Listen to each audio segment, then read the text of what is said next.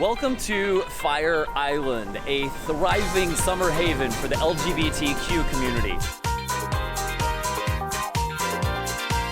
500,000 people come here every summer, but because of accelerating sea level rise, those summers appear numbered, with parts of the island underwater by 2040, even more by 2060, 20LX.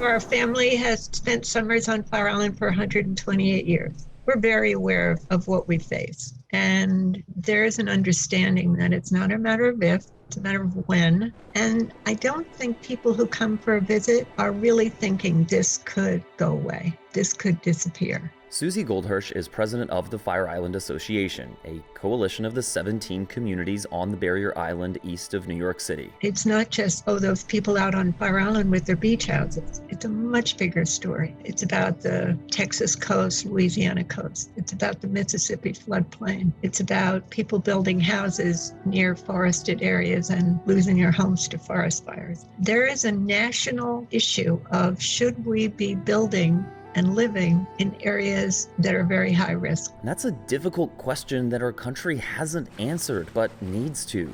Because for all of coastal America, sea level rise is not steady, it's rapidly accelerating. Conservatively, it'll be 1 to 3 feet higher in 30 years. This is the main harbor at Fire Island Pines, with its ferry dock and grocery store and few restaurants and bars for the community.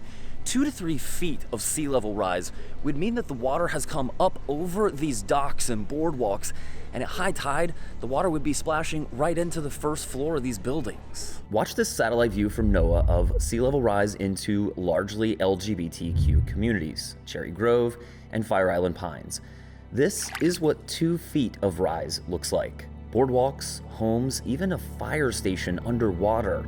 Now 3 feet, 4 feet.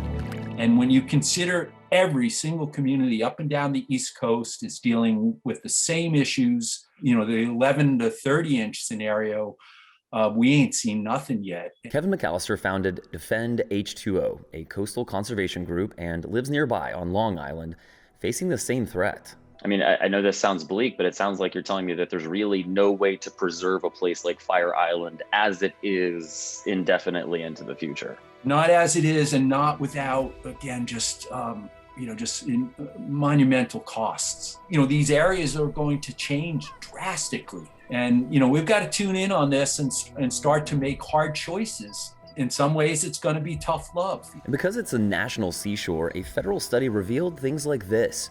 It's likely the projections of sea level rise assigned to timeframes may occur significantly earlier due to climate change. And decisions will need to be made regarding elevating associated assets or retreating. So can we slow what's happening? Some. Restoration of sand dunes on the ocean side, marshland on the bay side, and fortifying seawalls all help. And that's part of a huge federal project called FEMP, stretching along Fire Island and 83 miles of the northeastern coast. But it's a one-time project and will cost at least $1.5 billion. And I just believe when these beaches disappear very quickly with an accelerating sea level rise, the stomach for paying the tax dollars and the public sentiment for paying for this, is going to run short quickly. The frustration is that we see it every single day. We see the groundwater rising in our backyards. We see the bay coming up on one side, the ocean on the other. We see the island getting narrower and narrower. Our little commercial areas are in a regular nor'easter storm can be under 2 feet of water just because of what's happening with sea level rise. And if you and your neighbors on Fire Island are one of the canaries in the coal mine, we are. How do you become the loudest canary possible? By talking to you on a video for NBC, by talking to our elected officials. My frustration and fear is that we'll wait too long, it'll be too late.